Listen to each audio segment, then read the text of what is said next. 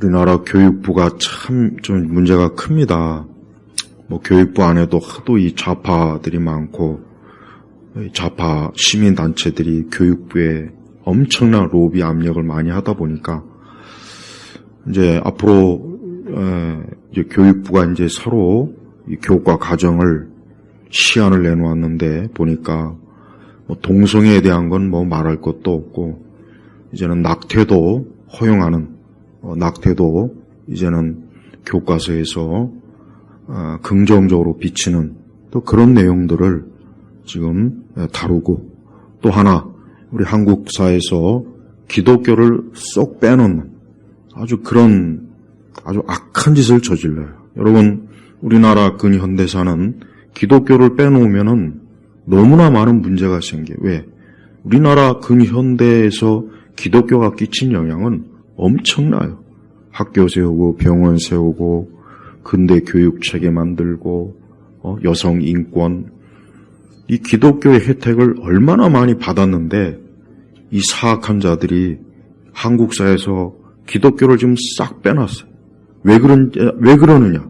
기독교를 다루면 결국 좌파나 이 공산주의, 사회주의 이것들이 자기들이 곤란하니까. 지금 이러한 교과서가 이제 앞으로 만들겠다 하고 미리 시안을 보니까 냈더라고요. 우리 기독교, 우리 교회를 다니는 우리 학부모들은 이런 문제를 굉장히 심각하게 얘기해야 돼요. 왜 그러냐면 아이들이 배울 그 교과서는 결국 아이들의 생각과 마음, 정서, 그들의 인생관에 기초를 닦는 거예요. 그러니까 그것은 이제 앞으로 그 아이들이 어떻게 살아나가느냐에 대한 지침이 되는 거라고. 그래서 교육이 중요한 거예요. 그런데 그런 그 좌파, 이 사회주의, 공산주의, 또 패미, 동성애 이런 것들을, 이런 가치를 담은 그 교육 내용을 이 교과서에다 심는다는 것은, 이것은 대단히 우리 기독교인의 입장에서는 엄청난 해를 주는 거예요. 엄청난 해를 주는 거예요. 결국은 반기독교적인 것을 학교에서 가르치는 거란 말이에요. 이런 부분을 우리 기독교인들이 가만히 있으면 안 되는데, 근데 가만히 있어요. 우리나라 교회는 입 쳐닫고 있는 목사님들이 너무 많아요. 왜 가만히 있냐? 본인들이 좌파니까 그러는 거예요. 본인들이. 지금 내 세대의 목회자들부터 아래는 전부 다 좌파들이에요. 나 아닌 사람 못 봤어요. 또 조금만 우파적 발언하면은 꼴통, 보수 꼴통 목사라고 얼마나 비방하는지 아십니까? 페북이나 SNS에다가 보수적 가치 올리면은 조금 더 인기 없어요. 근데 반대로 좌파적 가치, 이 좌파들이 하는 거 있잖아요. 감성에 떨고, 감성에 지랄 떠는 그 멘트. 그거 올리면 막 원숭이들이 바나나 받아 처먹는 것처럼 열화 같은 막 좋아요가 막 수천이에요, 수천. 나 같은 사람 거기 올려봐야 싫어요가 수천일까 아마 싫어요. 지금 상황이 이래요. 그러니까 우리가 이 교회가, 저는 교회에 대해서 굉장히 우려가 많이 돼요. 왜 우려가 되냐? 야, 교회가 왜 이렇게 하나님의 이 말씀을 벗어난 그 길로 자꾸 이렇게 빠져갈까? 왜 그거를 성경에서 가르치는 거라고 자꾸 거짓말을 할까? 그런 목사들이 너무 많습니다. 그래서 우리나라 교회에서 우파적 성향을 내면은 전부 기독교에서 매장을 시켜버려요. 매장시켜요. 온갖 트집을 잡을 것 다 매장시켜버려요. 그래서 큰 몇몇 사건이 있어요. 그게 왜 그러냐? 본질적으로 우파니까. 좌파였으면 조금 더 안 건드릴 문제를 우파 성향이 있으니까 아예 매장을 시켜버린 거야, 사회적으로. 그래서 지금 이 문제는 참 심각해요. 근데 교회가 이런 부분에 있어서 가만히 있는 거는 결국 뭡니까? 교회를 스스로 무너뜨리는 짓을 하는 거예요, 스스로. 교회가 자꾸 반기독교적인 하나님 말씀과 반대되는 것들이 자꾸 이렇게 일어나면 빨리빨리 그거를 대응을 해야 되는데 이제는 거기에 우리 동조하고 있는 자들이 교회 목사요, 교회 교역자요, 신학교 교수요, 요즘 뉴조, 그 다음에 기독교 시민 단체들이 하는 짓 보면은 정말 아주 그냥 욕이 엄청나게 아주 그냥 솟구쳐요, 아주. 말도 못한 짓을 해요, 만도 못한 짓을 해요. 지들끼리 나와서 얘기하는 거 보면 저것들이 도대체가 왜 기독교란 이름을 자꾸 들먹이면서 자꾸 얘기하냐 이거야. 성서가 어쩌고 저쩌고, 성서에서 동생애를 굉장히 심각합니다. 보통 심각한 게 아니야. 그러니까 젊은 세대들이 그 영향을 받는 거야, 애들이. 참 큰일입니다. 앞으로 이제 한 10년, 20년 지나면 이제 그나마 이제 이런 얘기를 할 수 있는 세대들도 다 은퇴해버리고 나면 이젠 정말 교계 자체가 완전히 다 그런 성향에 있는 목자들이 다 지금도 거의 8, 90%가 그런데 오죽하겠어요. 이 땅은 예수님의 통치를 거절해요. 우리가 알아야 돼요. 이 세상이라고 하는 것은 예수님의 통치를 거절합니다. 그래서 예수님이 싫으니까 그 예수님을 십자가에 못 박아 죽인 거예요. 예수님의 통치가 싫다, 이거 싫다. 우리는 하나님의 아들 예수님의 통치가 싫으니까 우리는 필요 없다. 마귀가 그 배후에서 그러나 우리 교회는 예수 그리스도의 통치, 우리는 예수님의 통치를 받는 예수님. 그래서 우리 성도들은 나는 그리스도의 통치를 받는다. 나는 그리스도의 통치만을 나는 받겠다 하고 딱 우리의 신앙이 그렇게 딱 틀을 잡아야 돼요. 우리 성도들은 여러분들의 자녀들이 학교에 가서 반기독교적인 그런 가치관을 배우고 거기서 교육받고 그것을 주입받는 것에 대해서 심각하게 얘기해야 돼요. 왜? 우리의 자녀들이 그리스도의 통치를 받아야지 이 세상 마귀 원수, 이 세상의 가치를 교육받으면 결국 세상의 통치를 받는 그런 인생으로 살게 되는 거예요. 그러니까 그런 걸 잘 알아야 돼요. 그런 걸 모르고 그저 막 좋은 대학, 기독교인들도 그저 좋은 대학, 좋은 직장 여기에 막 눈이 멀어가지고 자기 아이들이 뭘 배우는지도 관심도 없어요. 그냥 학교에서 점수만 잘 받아오면 하나님의 축복받았대. 그게 무슨 하나님의 축복이에요. 저주를 받은 거지. 응? 그러니까 어떤 일이 있어도 학교 교육이 좀 이게 심각하다. 이게 더 이상 이게 좀 더 이상 용납할 수 없는 수준이다 싶으면은 아이들을 학교를 보내지 말아야 돼요. 보내지 말고 기독교적인 가치관으로 가르쳐야 돼요. 안 그러면은 아이들을 전부 다 뺏겨요. 다 뺏긴다고. 옛날에 2차 대전 때 히틀러가 아이는 우리 국가에서 기를 테니까 부모들은 손 떼라 그랬다고요. 그래서 아이들을 전부 나치 교육으로 철저하게 그래서 나치화 그렇게 아이들을 교육을 시켰다고요. 지금 우리도 똑같아요. 지금도 보면 이 좌파들이 아이들을 우리가 키우겠다. 부모는 손 떼라. 부모는 참견하지 말아라. 국가가 교육시키는데 부모가 왜 참견하느냐. 이 지랄을 누가 했습니까? 문씨, 또 노씨, 어버버한 좌파도 아니고 우파도 아니고 이상한 또 우리나라 우파 통치자들은 한마디로 얘기하면은 속도 없는 인간들이 보면 참 그냥 좌파들이 우르르 하면 그냥 끌려가. 왜 그러냐고. 지난번에도 국정교과서 바꾸려니까 얼마나 전국에서 막 온 교육자 지랄 떨었잖아요. 단 한 것도 국정교과서 채택을 못 해버렸어요. 그거 좀 시범적으로 한다고 하는데도 그냥 막 좌파들이 가가지고 아주 정개조하고 그냥 이 좌파 이런 얘기를 좀 교회에서 해야 돼요. 저처럼 심하게는 안 해도 좀 얘기를 하라는 얘기. 근데 이런 얘기하면 어떻게 되는지 아십니까? 그 목사는 교회에서 쫓겨나요. 목회 못해요. 왜? 교회 안에 있는 좌파 원숭이들이 어디서 교회에서 뭐 정치 선동한다고 이 지랄 한다고 이 지랄을 다 그래요. 그러니까 입도 뻥끗 못해요. 근데 교회가 왜 그런 걸 얘기 안 하냔 말이에요. 교회가 예수님을 정면으로 거역하는 그런 짓들을 하는데 왜 그걸 얘기 안 하냐고요. 왜 맨날 뜬구름 잡는 얘기만 하냐고요. 그리고 우리 한국교회는 어차피 조금만 우파적 성향이 있으면 이미 한국 주류에서 다 배척을 해버려요. 다 배척해. 이상한 데다, 꼴통이다, 꼴통 보수다, 정치하는 교회다. 전부 다 이렇게 이미지를 씌워가지고 아예 딱 배척을 해버려요. 이게 지금 너무 심각해, 너무 심각해.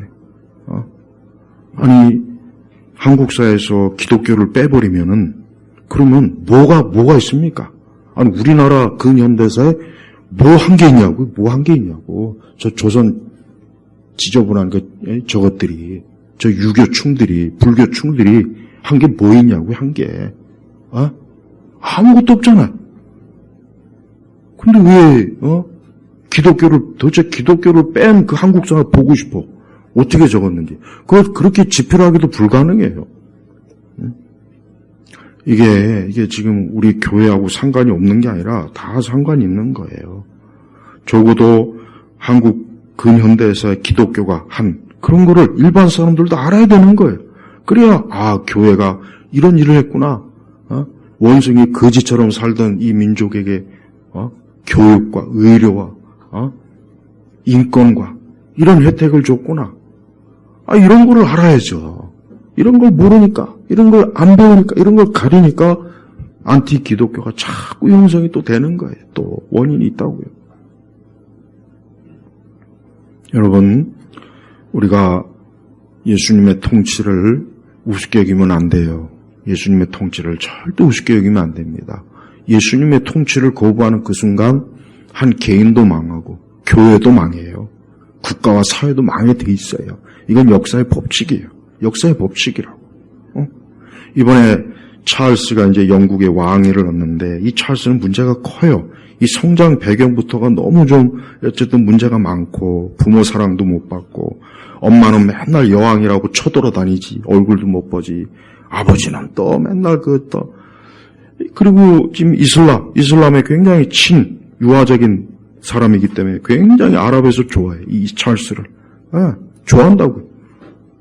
아니 영국 국교의 수장이 될 사람 영국 교회를 지켜야 될 책임을 가진 사람이 이슬람하고 같이 손잡고 그러고 있어요. 왕의 후보자가. 그러니까 그 엘리자베스 2세 그 영국 왕가가 콩가루 집안이라니까. 콩가루 집안. 콩가루.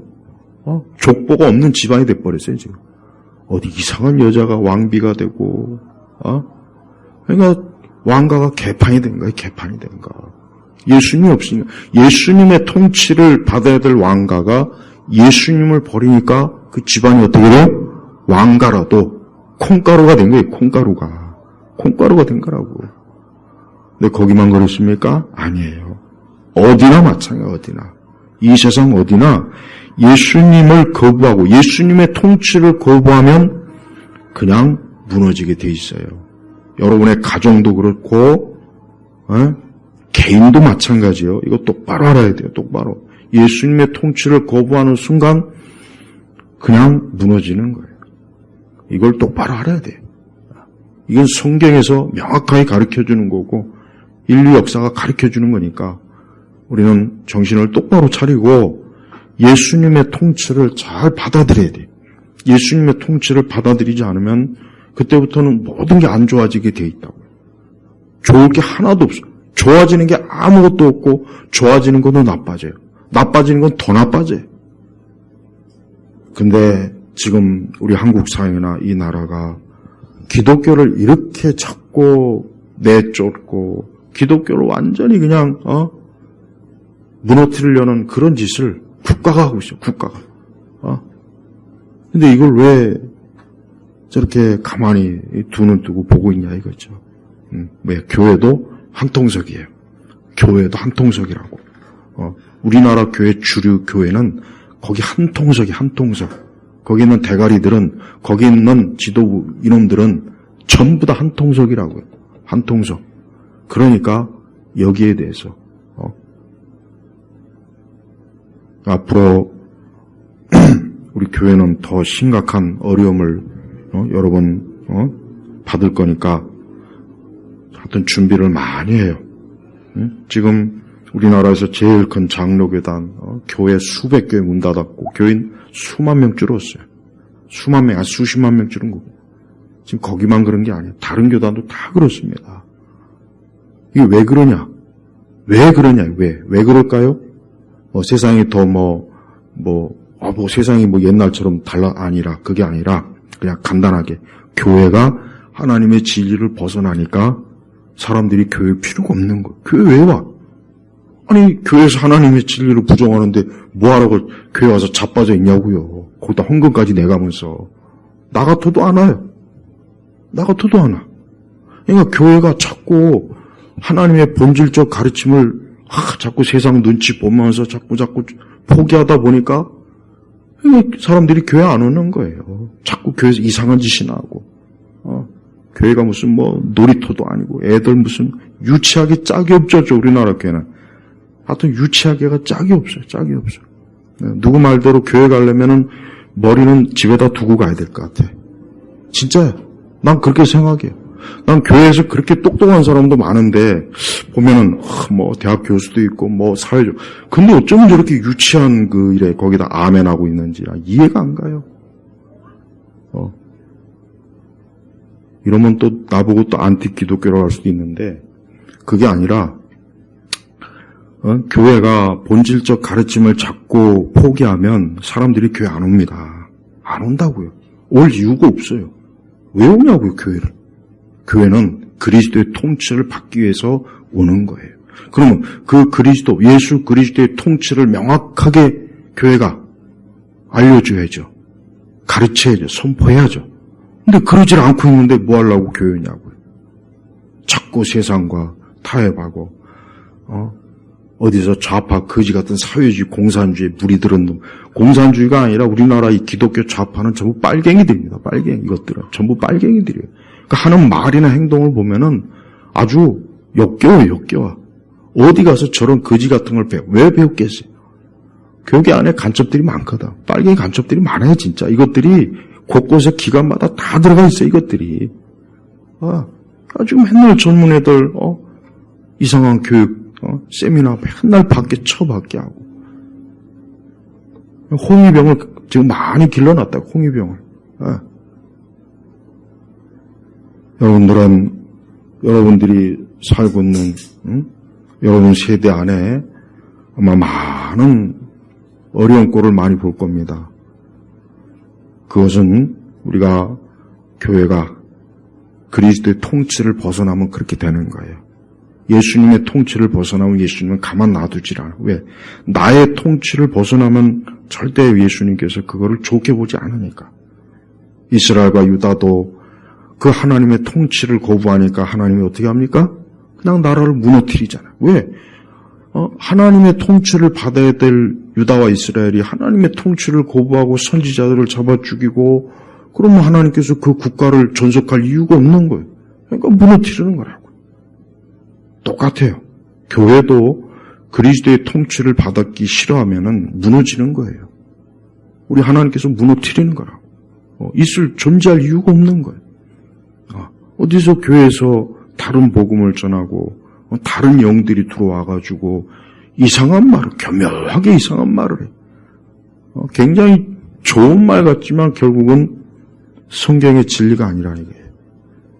이런 걸 잘 분별할 수 있어야 돼요. 아무 데나 가서 아멘 하지 말고, 아무 데나 가서 기어가가지고 제발 은혜 받았다 하지 말고, 그러니까 무지하고 무식하고 하나님의 진리를 모르니까 분별을 못하는 거예요, 분별을.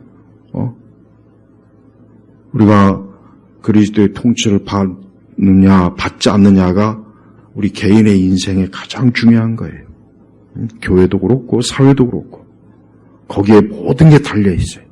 한 개인도 예수님의 통치를 받아들이지 않으면 그는 머리끝부터 발끝까지 전부 썩어 문드러져요. 머리끝부터 발끝까지 썩어 문드러진다고. 미쳐 죽는다고. 예?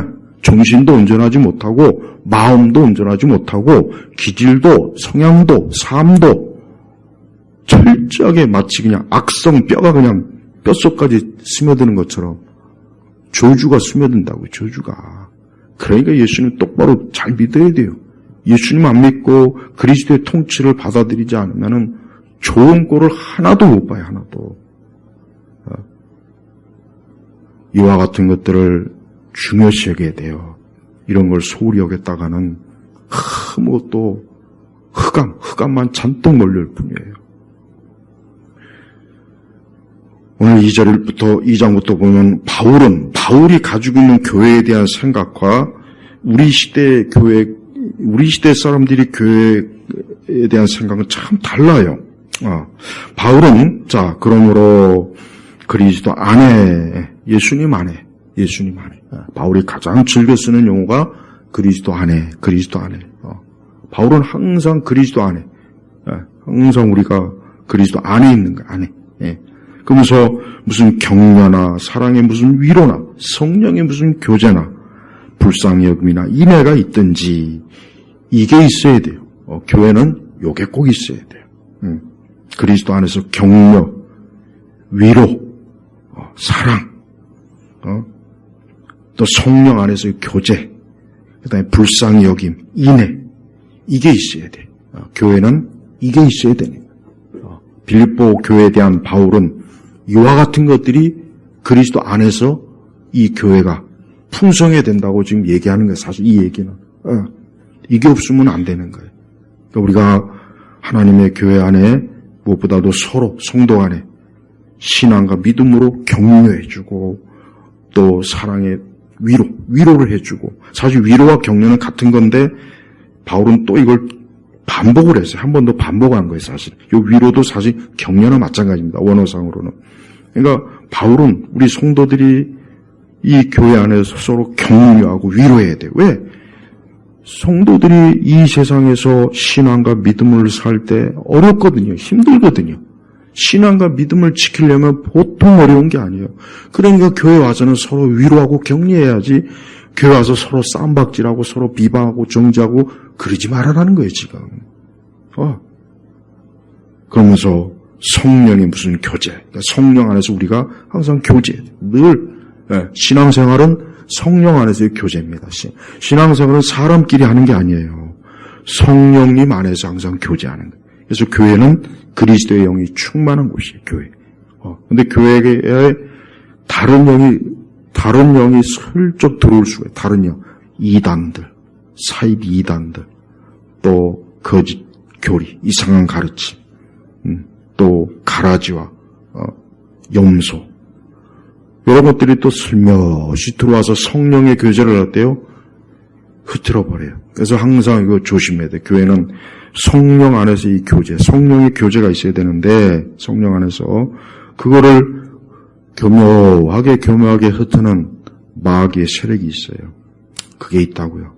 그러니까 항상 조심해야 돼요. 그래서 우리가 항상 기도해야 될 이유가 있어요. 또 불쌍히 여김과 인애. 우리 예수님의 특징이 뭡니까? 예수님의 특징이 긍휼히 불쌍히 여기고 인애. 하나님의 사랑으로 감싸주는 거예요. 이게 다 뭐냐? 이게 다 예수님의 성품에서 나오는 거예요. 지금 격려, 사랑의 무슨 위로, 성령의 무슨 교제, 불쌍히 다 뭡니까? 이게 예수님에게서 나오는 거예요. 예수님. 그러니까 교회는 이와 같은 것들이 가득해야 되는데, 그런데 기독교 좌파들이 이와 같은 것들을 전부 다 흐트러 버렸어요. 옛날 교회들은 옛날 교회라고 해서 문제가 없었던 건 아니에요. 있긴 있었지만 차원이 틀려요. 옛날에는 진짜 어떤 문제가 있어도 교회가 어쨌든 우리가 하나님의 사랑으로 서로 위로하고 격려하고 서로 온유하고 사랑으로 덮어주고 용서 이런 게 있었는데 이제는 그게 없습니다. 교회 이제는 그런 게 없어요. 그냥 싸우고 죽이고 짓밟고 파괴하고 교회 좀 문제 있으면 그냥 금방 페북 SNS에 올리고 뉴조에다가 그냥 제보해가지고 우리 목사님 우리 교회가 막 이지랄 하고 있습니다. CBS에다가 막 그냥 제보하고 이래요. 그거 누가 가르쳤게요? 그거 누가 가르쳤습니까? 자칭 정의와 공의 따지는 좌파 목사들이 가르친 거예요. 그렇게 가르치고 있어요. 그게 예수님의 방식입니까? 그럼 예수님도 그렇게 해야 되는데 오늘 말씀에 전혀 그런 게 없네요. 그런 게 없잖아요. 그러니까 우리가 예수님 안에서 교회가 자꾸 예수님 안에서 트집 잡고 상처를 이렇게 막 뒤집어 긁고 순수한 의도가 아니라 나쁜 의도를 가지고 자꾸 정의 찾고 공의 찾고 그러면 그건 마귀입니다. 마귀. 그런 식으로. 근데 지금은 그거를 굉장히 좋게 봐요. 왜? 그걸 좋게 보는 관점으로 확 바꿔버렸다고. 저는 그 차이를 명확하게 압니다. 난 그걸 명확하게 알아요. 그래서 절대 저쪽에 있는 애들이 아무리 좋은 말 해도 그거는 뱀의 입에서 독이에요, 독. 뱀의 입에서 나오는 독이지 그게 젖소에게서 나오는 젖이 아니라고요. 젖소와 독을 구분할 줄 알아야 되는데 그냥 독을 벌컥벌컥 마시니까 그냥 교회나 이런 거 보면은 전혀 그런 게 없어요. 과거의 교회는 확실히 틀립니다. 이 부분에서 많이 틀리다는 거예요. 이 부분에서. 과거의 교회도 문제 많았어요. 어려움도 많고. 그렇지만은 결국은 보면은 그리스도의 사랑과 은혜로 여기 말하는 것처럼 위로, 성령의 무슨 교제, 불쌍력, 인애 이거로 다 결국 치료가 돼요. 이거로 치료가 되는 거예요. 시간이 지나요. 문제가 없어져요. 그러나 지금 이런 게 없고 그냥 막 서로 죽이고 파괴하고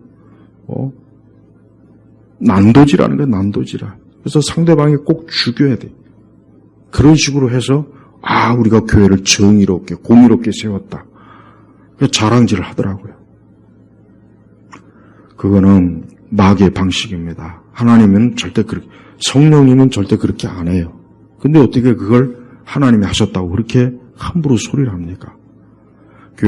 우리 교계 안에서 사탕발림하는 목사님들, 그분들 나는 조금 더 내가 좋게 여기지 않은 이유가 뭐냐면, 결국은 가만히 내가 들어보니까 다 좌파물을 먹어가지고 굉장히 감성적이고 아주 뭔가 울컥하는 메시지를 주는데 실제로는 조금 더 성령께서 기뻐하시는 본질적인 것들은 하나도 얘기 안 해요. 왜? 그런 거 얘기하면 벌써 이미 표시가 나니까.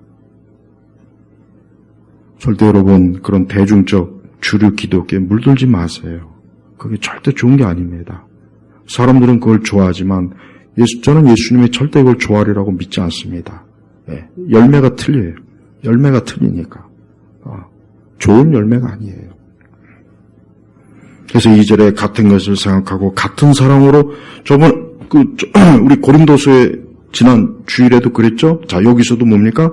같은 것을 생각하고 여기서 같은 것 하나님의 진리예요. 진리에서 어긋나는 거 안 됩니다. 같은 사랑으로 뜻을 합하여 한 생각이 돼요. 자, 바울은 지금 계속 강조하는 게 같은 것, 같은 사랑, 뜻을 합하여 한 생각이 돼요. 그러니까 참된 에큐메니칼은 뭐냐면 하나님의 진리 안에서의 일치입니다. 진리에서 벗어나는 건 일치가 아니에요. 그러니까 참된 에큐메니칼 정신은 오직 하나님의 진리 안에서예요. 그래서 그 하나님의 진리, 성경의 말씀 안에서 한 생각, 같은 사랑, 뜻을 합하여 한 생각이 돼요. 나의 기쁨을 충만하게 하여라. 그러니까 바울은 이 빌립보 교회가 오직 그리스도 안에서 우리가 1절에 나온 것처럼 그리스도 안에서 이와 같은 것으로 같이 생각하고 뜻을 합하고 한 마음이 되고 한 생각이 돼서 내가 너희들에 대한 이 교회를 세운 기쁨을 얻게 좀 해라. 그러니까 바울로서는 그럴 수 있는 거예요. 아니 하나님 앞에서 세운 이 교회가 피와 땀과 눈물로 개척한 교회가 맨날 서로 싸우고 미워하고 증오하고 사랑도 없고 인애도 없고 도무지 그리스도 안에 있다는 열매가 없는 면 얼마나 마음이 아프겠어요. 차라리 저런 교회를 내가 세웠던가 한탄이 되지 않겠어요? 당연히 우리 주님은 어떠겠냐고. 그러니까 바울은 지금 어때요? 제발 빌립보 교회가 제발 조금 더 너희들이 그리스도에게서 벗어난 생각하지 말아라. 그리스도를 벗어난 마음도 품지 말고 그리스도를 벗어난 그 어떤 것도 너희가 품지 말아라 하고 아주 간절히 그렇게 말하고 있는 거예요. 그래서 3절을 보니까 아무것도, 여기서 아무것이라고 해서 아무것, 그러니까 무엇인지 간에 다툼이나 허용으로 하지 말고, 그래요. 제가 아까 얘기했지만은 왜 교회가 자꾸 이상하게 왜 그럴까? 그건 자꾸 다툼과 허용이 많으니까 그런 겁니다. 다툼과 허용. 자꾸 다툼과, 사랑과 위로, 교제, 인애, 격려, 이와 같은 것으로 바울이 강조했는데 다툼이나 허용이 들어오는 그 순간부터 이제는 어때요? 그게 이제는 교회를 뒤집어 엎어놓고 성도들에게 상처를 주고 고통을 주고 복음의 사역을 막 무너뜨리고 그러니까 자꾸 교회의 다툼과 허용을 자꾸 하는 그거는 아주 좀 위험한 거예요. 근데 그들은 절대 항상 선한 의도, 좋은 의도로 포장을 해서 오기 때문에 사람들이 구별을 못하는 거예요. 저 사람들이 말하는 건 굉장히 정의로운 건데, 공의로운 건데, 교회를 개혁하자는 건데, 뭐가 나쁜 거? 자꾸 잃어버려요. 잃어버리니까 지금 문제가 생기는 거예요. 그럼 지들은 처음부터 그렇게 공의로고 정의를 따졌나? 그러니까 우리나라 교회 역사는 그러면 그들이 태어나기 이전의 교회는 그럼 뭐예요? 그들이 교회에서 활동하기 이전의 교회는 그러면 전부 다 나쁜 교회고 잘못된 교회고 문제 많은 교회였나? 이게 말이 안 되는 거예요. 지들이 무슨 예수님 사도시대부터 같이 교회 사역을 했나? 그런 것도 아니잖아요. 어디서 기껏 해봐야 몇 년, 기껏 해봐야 20-30년밖에 안 되는 것들이, 무슨 우리 한국교회 전체가 애초부터 잘못되었다는 동, 보수적 신앙으로 교회가 망쳤다는 동, 그냥 교회가, 이러고 있어요. 아니에요. 그거는 죽이는 거예요, 죽이는 거. 우리 주님이 분명히 말씀하셨어요. 아무것도 다툼이나 허용으로 하지 말고. 우리가 만약에 뭘 하는데 다툼이나 허용이 있으면 그건 아무리 좋은 의도와 아무리 좋은 생각, 아무리 좋은 뜻이라도 그건 하나님은 절대 아닙니다. 하나님 앞에서는 아니에요. 그러니까 우리가 조심해야 돼요. 우리가 교회에서도 뭐든지 뭘 해도 다툼이나 허용으로만 돼요. 이 허용이라는 건 뭐냐면 뭘 얘기냐면 쉽게 내가 우월하다는 뜻이에요. 허용이라. 여기서 말하는 성경 허용. 내가 우월하다. 내가 우월감이라는 뜻이에요. 사실 우월감. 그러니까 다툼과 허용은 뭡니까? 결국은 하나님의 성품, 우리 예수님의 성품하고는 전혀 안 맞는 것들이에요. 그러니까 뭘 하더라도 다툼과 허용으로 하지 말고 뭐라고 했습니까? 겸손한 마음으로 서로 다른 사람들을 자기보다 낫게 여겨라. 겸손한 마음. 겸손한 마음이에요. 이 겸손한 마음은 무엇입니까? 이 마음은 무엇보다도 정확하게 이 단어를 주의를 하면은 자기의 부패를 깨달으라는 얘기예요. 자기가 부패하고 내가 부패하고 아담의 죄성을 물려받았다는 걸 깊이 알아라. 그러면 어때요? 당연히 겸손하게 되는 거예요. 교회 안에서 교만한 자들을 딱 보면 딱 드는 생각이 뭐냐? 야, 저 사람은 예수님 안 믿어도 되겠다. 야, 저렇게 아주 그냥 자기가 완전한 척하고 마치 뭐나 된 듯이 큰소리 뻥뻥 치고 정죄하고 비방하고 그럼 딱 보면은 야, 저 사람은 예수님 필요 없겠네. 야, 저 정도로 완전한 것 같으면 굳이 예수님 믿을 이유가 없겠다. 야, 저 사람은 교회 안 다녀도 되겠다. 딱 그 생각이 들어요. 벌써 잘못된 거잖아요. 자기가 진짜 마음이 부패하고 깊이 썩었구나. 내가 아담의 죄성을 물려받은 여전히 나는 전적으로 타락한 마음을 가지고 있다면 겸손한 마음을 안 가질 수가 없는 거예요. 그러니까 여기서 겸손한 마음이라고 하는 것은 다른 세상적 도덕적 윤리적인 것이 아니라 내가 죄인이구나 하는 것을 루터가 말한 것처럼 내가 죄인이라는 것을 깊이 깨달으면 당연히 겸손한 마음을 가질 수 있고 그러면서 어때요? 서로 다른 사람들을 자기보다 낫게 여겨라. 그러니까 초대교회의 특징이 뭐냐?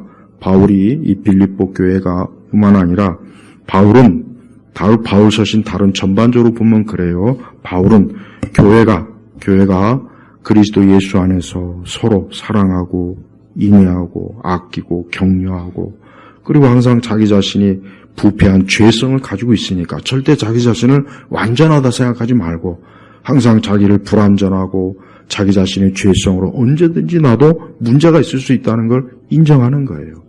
바로 그렇게 하라는 거예요.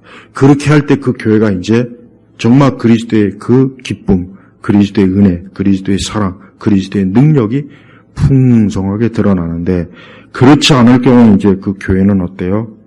굉장히 어두워지고 싸움이 나고 서로 비방과 참소와 조롱과 서로 대적하고 그런 일들이 난무하게 되는 거예요. 바울이 왜 이와 같은 말씀으로 빌립보 교인들에게 줬겠습니까? 빌립보 교회가 이대로 계속 사실 제가 얘기했지만은 빌립보 교회는 큰 문제는 없습니다. 그런데 문제는 교회가 항상 좋을 일은 없잖아요. 그렇지 않겠어요? 교회가 항상 좋을 일은 없어요. 어느 교회든지 교회는 좋은 때가 있고 안 좋은 때가 있어요. 딱 보면 그래요. 시험의 때가 있고 아주 좋을 때가 있어요. 근데 그 시험의 때 잘 이겨내려면 어떻게 되냐? 바로 이거예요. 그리스도 안에서 서로 위로, 격려, 성령의 무슨 교제, 불쌍히 여기고 인애가 있고 좀 같은 마음을 품고 이래야 그 시험의 때를 교회가 잘 넘어가는데 그렇지 않으면 이제 그 교회는 이루 말로 다 할 수 없는 정전처가 돼버리고 참혹한 학살의 장소가 돼버리고 서로 죽이고 서로 갈라쓰고 원수가 되고 그렇게 돼버립니다. 마귀가 제어하는 일만 생기는 거죠. 마귀가. 그러나 예수님은 우리를 통치하시되 예수님은 사랑의 통치자예요. 여러분 이 땅에 있는 군주나 통치자들 중에 단 한 사람도 사랑의 통치자는 없어요. 뭐 처칠이 위대하다고요? 아니요. 처칠 때문에 인도에 수백만이 굶어 죽었어요.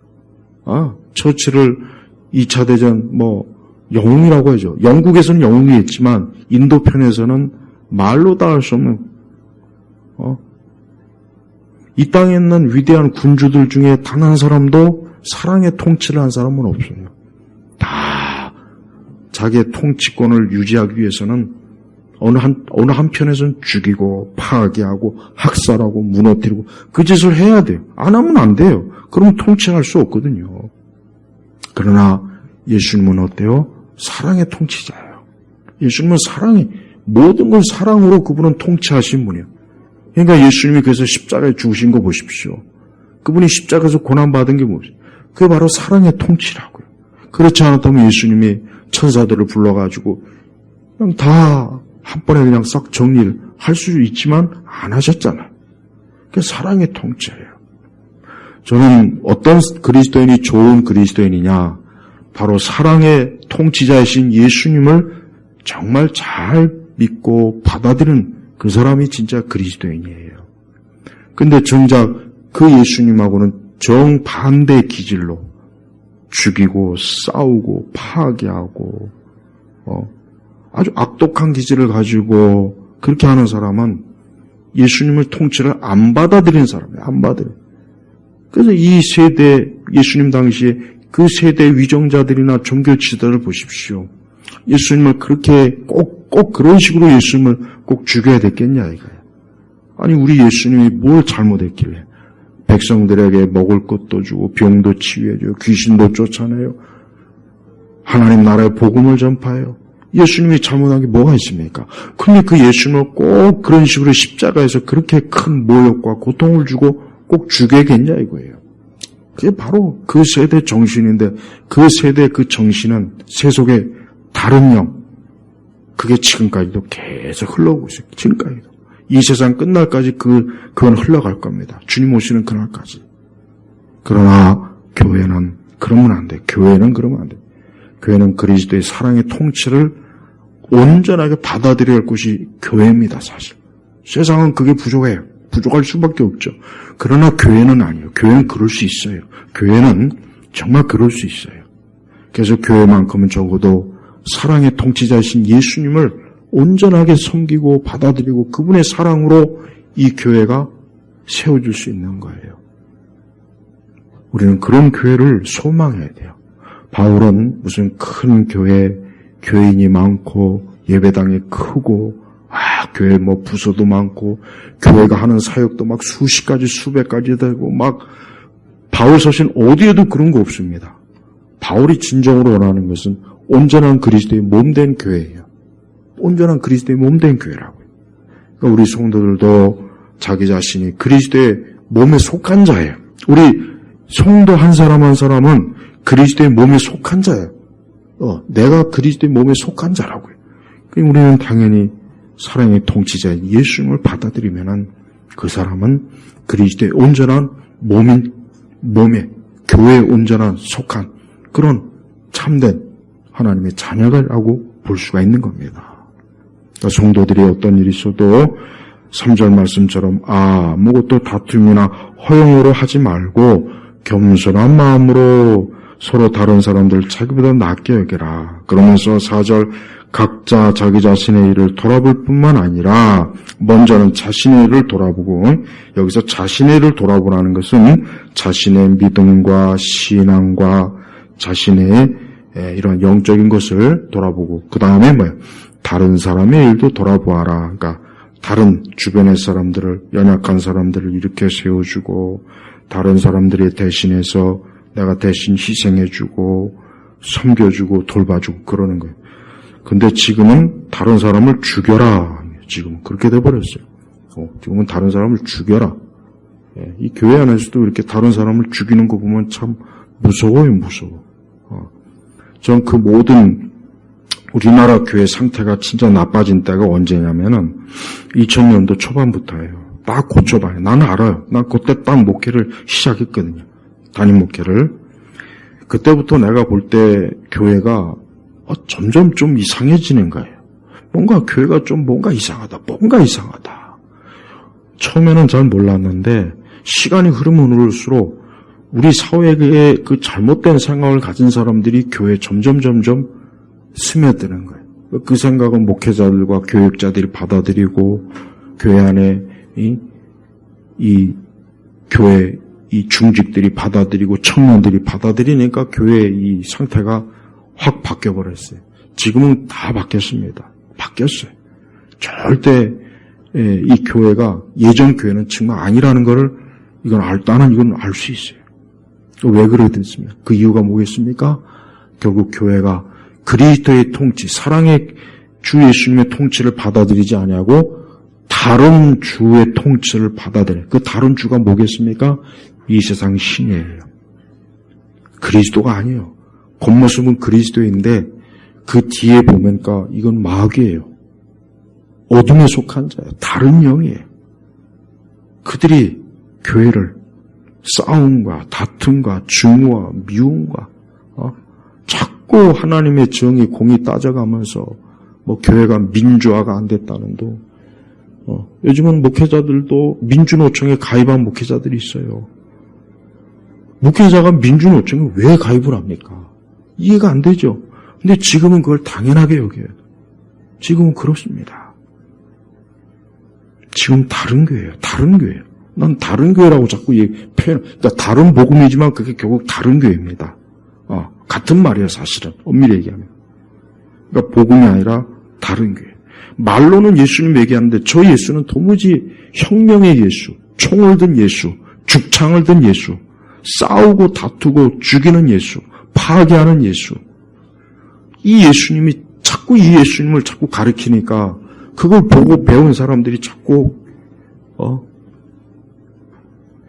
지금은 오늘 우리 주님의 이 말씀, 오늘 빌립보서 2장 1절의 4절 말씀은 교회에 대한 그 바울의 어떤 이상적인 마음을 사실 담은 거지만서도 이것은 우리 예수님께서 교회에 준 궁극적인 이상의 모습이에요.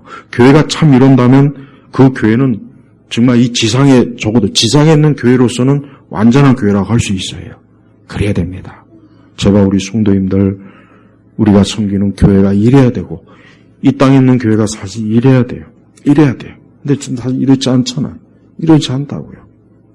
우리는 서로 지금 점점 세상이 아까 제가 초반에 얘기했지만은 교회가 외부에서의 위협도 강하고 교회 내부의 이 좀 잘못된 것도 서로 강하니까 참된 우리 성도들이 배견하기가 어려워요. 배견하기가 어렵다고요. 힘들어요. 그러니까 더더욱 이럴 때일수록 어때요? 우리 사랑의 통치자신 예수님을 받아들여야 돼요. 여러분이 그리스도의 통치를 받아들이면은 그 인생은 복된 거예요. 좋은 거예요. 그러니까 빨리 받아들여야 돼요. 예수님이 나의 통치자가 되어주소서. 예수님이 나의 사랑의 통치자가 되어주시고 내 가정과 내가 속한 영역이 그렇게 된다면 거기는 정말 가장 축복된 곳이지만 그리스도의 통치를 벗어나는 그 순간부터 이제 그걸 거부하고 다른 통치를 받아들이면 그때는 끝나는 겁니다. 이스라엘이 보십시오. 사무엘에서 보니까 원래는 이스라엘은 신종국가거든요. 근데 자꾸 왕을 달라고 막 그냥 설쳐대는 거예요. 그러니까 사무엘이 안 된다. 야, 왕이 오면 너희들이 더 힘들어진다. 그러니까 하나님께서 허락해라. 허용해라. 저들이 이 왕의 통치를 받는 게 뭔지 한번 맛봐야 되겠구나. 자, 보십시오.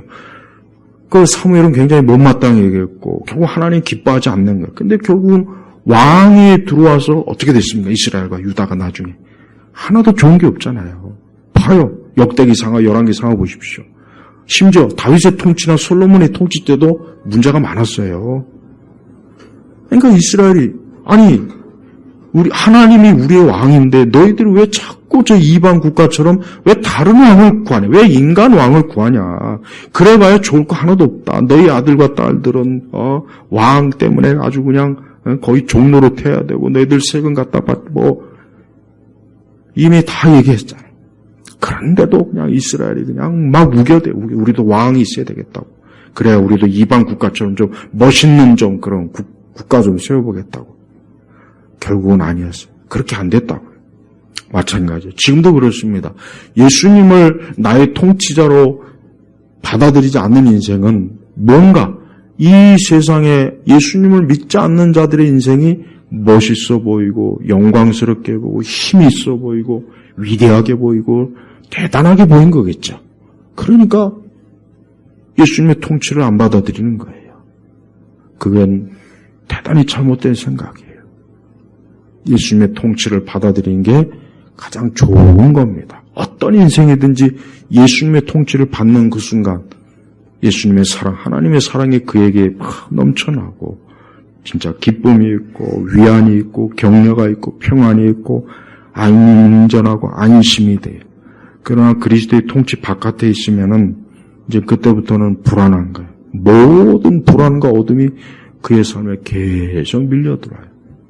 지금 시대는 다 어차피 원래 그렇지만 점점 그리스도의 통치에서 벗어나는 사람들은 많아지고 그리스도의 통치를 받는 사람들은 적어지고 있어요.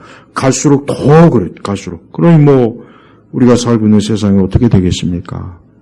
더 많은 위험과 죄악의 위험과 우리나라 지금 마약이 지금 엄청나게 지금 많이 들어왔어요. 야쿠자하고 마약 루트를 우리나라에다가 지금 둘라고 지금 난리예요. 이게 정말 이건 우리 자녀들을 가진 분들은 진짜 걱정하셔야 돼요. 염려하셔야 돼요. 기도해야 될 문제예요.